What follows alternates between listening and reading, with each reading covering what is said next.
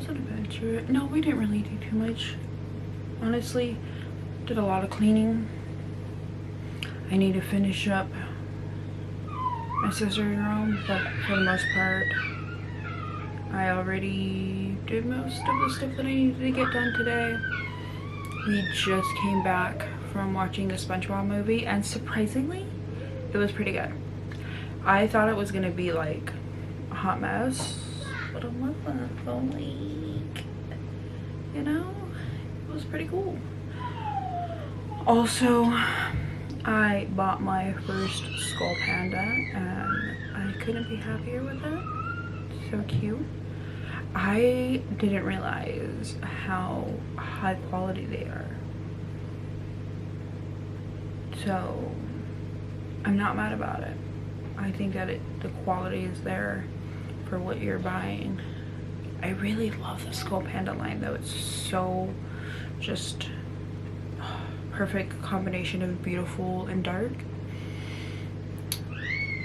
The thing that I don't know if you can hear my son.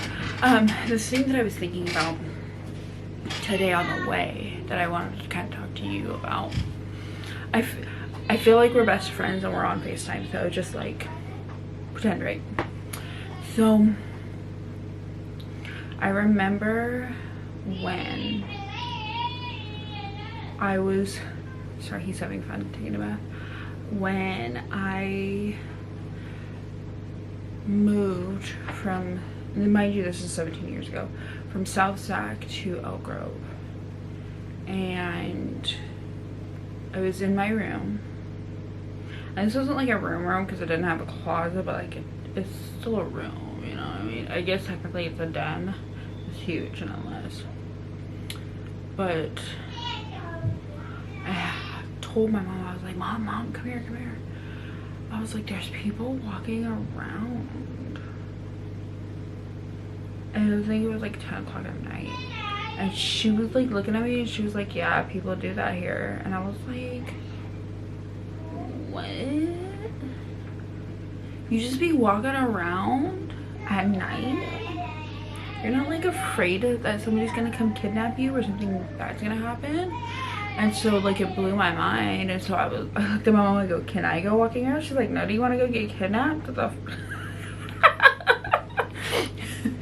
was kind of like, mind you, I'm 20, okay? Nonetheless, you know, I'm still living in my mom's house, so like I need to be respectful of her wishes, duh. But it was just it's a funny memory that I have that I love and adore so much. And then for most of my life, I have really grown up. So most of my life I was living in South Sac, and I would be in South Sac. Sometimes we would go to Arden, sometimes we would go to downtown, but we really wouldn't go like a whole lot of other places. And then the other places that I kind of grew up in was Vacaville and Pacifica, because my dad had family out in those areas. So if I wasn't in Sacramento, I was probably there, and it was like almost every weekend. For a while it was every weekend. Like I would either be Pacifica or Vacaville every weekend. If it wasn't one, it was the other. So when I moved to North Sacramento, my mind was blown. Like I didn't realize a lot of the stuff and how different the culture could be. Like I understood that there is a difference between poverty culture and like middle class or upper middle class culture. I didn't realize how much of a difference it would be going to other places that were like different, I guess. I would say poverty, but it might not be poverty, you know what I mean? Like not like necessarily like poor, it's just a different kind of whatever. So yeah, that kind of blew my mind. Then and it's so weird driving around Sacramento and seeing other parts of Sacramento that you've never been to, and it's like driving in a whole new place. Like it's so bizarre. It's like going, like sometimes it feels like going to a whole nother state and then driving in that state. Like it's crazy. And then I remember when I was living in the Palm Springs area for 2 years. Let me tell you, that was definitely an experience, especially because it was hot. But like living over there was like going back in time. And what I mean by that is just like the mindset is still in the 90s. Like I want to say 90s, maybe even 80s, but like the mindset there of how they see things is so in the past. And I was just like, what's going on here? I'm like, what? Huh? And it's not like it's not that far from like LA and stuff like that, right? A lot of people think, well, because it's SoCal, it is all the same. It is not all the same. It is not. From like Cathedral, Palm Springs area to Hemet to Victorville to Riverside to Rancho Cucamonga, like a lot of those places, it's like going into a whole nother world you would not expect.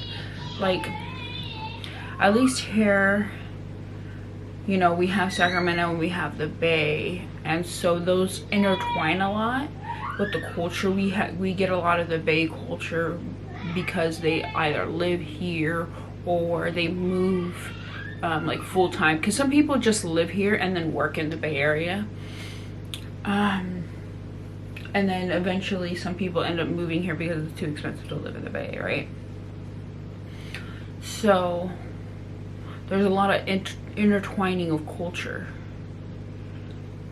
And honestly, because there's so many people in the Bay, you get a lot of cultural differences within like the Bay Area itself. But the Bay people love being from the Bay. And if you don't know, Sacramento is definitely not the Bay. But we just, I think either people assume because our cultures are intertwined, like we absorb a lot of their culture. Sacramento, I feel like we have had our own things, but because it's so intertwined, you can't tell what's originally from Sacramento and what's from the Bay, you know? It's just crazy. And again, there's so many more people either in the Bay or from the Bay than Sacramento. So you're gonna have your people from the Bay that are just like, no. Which, look, I give them their props because they have the best music, they have the whatever, right? Like we have South Sac in Sacramento, and that's it. The Bay has a bunch of areas, okay? Here in like Sacramento, we have Sacramento, then you have Lodi, then you have Stockton, right? But those are kind of, right? But in the Bay, you have Frisco, you have Concord, you have Oakland, you have all these places, right? That have so much culture within themselves and have so much whatever. And then, you know, the beef is heavy. But I feel like we're also comparing a lot of like 90s stuff too, because like 90s and a little bit in the 2000s, that's when like gang violence was really like gang violence, you know what I'm saying? Anyways, I'm going off on a tangent. My point is that even within South SoCal, the culture was very different. Like I loved going to LA. I was going to LA regularly. And I don't love LA in the sense of I want to live there. I don't want to live there. I love visiting. I specifically loved visiting Little Tokyo. That's what I love Little Tokyo. I don't think that there's other places in LA that I really went to. I think it was just I live in Little Tokyo, that's what it is. And you know, it was like the closest thing that you can get to without actually going to Japan. So it's such a beautiful place. I wanted to go to Little Korea, didn't have the time to go to, or didn't have the chance to go to Little Korea because we were also like trying to travel other places. We went to San Diego. I think we went to San Diego twice.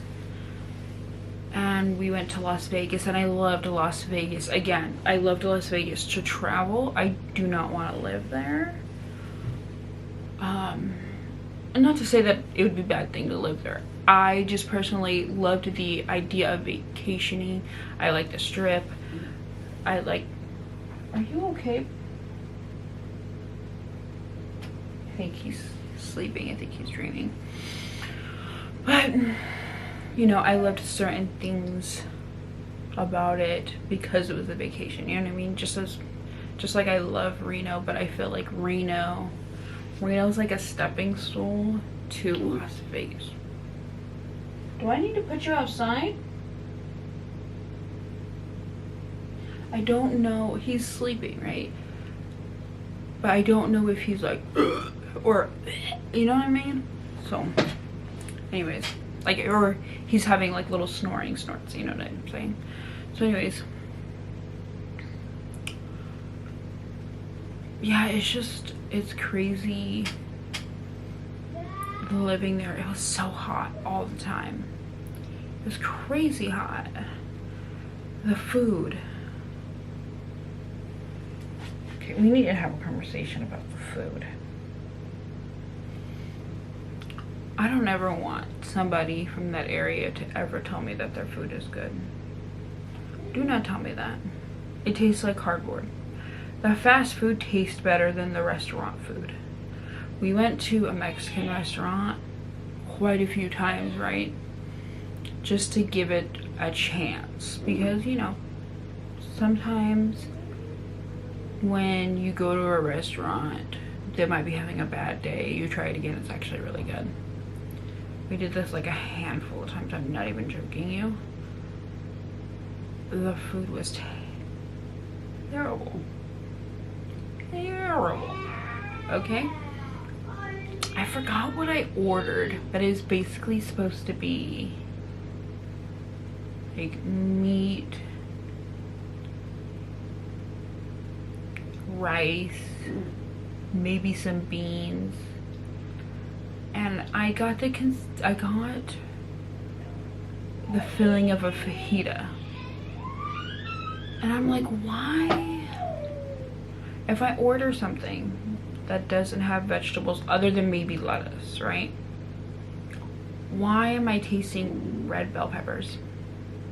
That's crazy. Do not feed me that. I don't want it.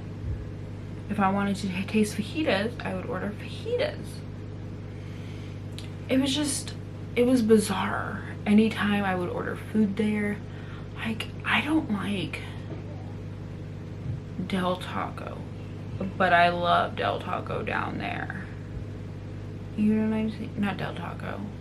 Was it Del Taco? Pretty sure it was Del Taco. Anyway, point being, Cane's was another food that popped off there. For the life of me, I couldn't understand why. Plain ass. Hold on, let me go take care of this dog real quick. Anyways, I like my chicken with flavor, you know, like Popeyes, KFC, Church's chicken. There's seasoning in it. Cane's is so unseasoned. Now, if you have Cane's chicken with like, and I understand the dip, right? I think it's wild if you don't have the dip. If you're just raw dogging Cane's, you're a psychopath. But we would use, I think it's La Mexico cheese dip. I'm pretty sure that's what it is. La Mexicano, I think. something like that. It's a red can, has a white lid on it. Best nacho cheese, by the way. If you're looking for a good nacho cheese, quality nacho cheese, go with that. Don't go with don't go with all these other ones. They're fucking gross. Like, I be seeing some of this cheese that people are like, oh, you see my favorite cheese? That's not nacho cheese, dog. Oh, my favorite nacho cheese. That's not nacho cheese. Stop saying it's nacho cheese. It's not nacho cheese. I will die on that hill. Do not bring me no fake nacho cheese, and don't give me no stale ass chips neither. I'm very picky about my chips. I don't want to eat food that tastes stale. Okay? I don't need my food pre-stale. Thank you. Anyways, my point is that the culture was so different, and living there, although it was extremely safe, it was also extremely hot. So I didn't like that it was so hot all the time. Like, I don't know if you've ever just stood in front of a heater, but it was like that. Like when it was blowing out hot air, or like when you get in your car and it blows out hot air at you. That's what it was like 24/7. The coldest it got, I think, was like in the high 80s at night at 2 a.m. Yeah, it was hot. Okay. No. Like, London's hottest would be a vacation there. Okay, it's just ridiculous. Anyways, I just kind of wanted to come and talk like we were buddies. I need to get my kid out of the bath. And then I also need to go edit another video because I have a bunch of clips and I probably have to do sound bites for it. So I will see you guys all later. You're amazing. You are strong. Stay hydrated. Make sure you at least do one affirmation. And I will see you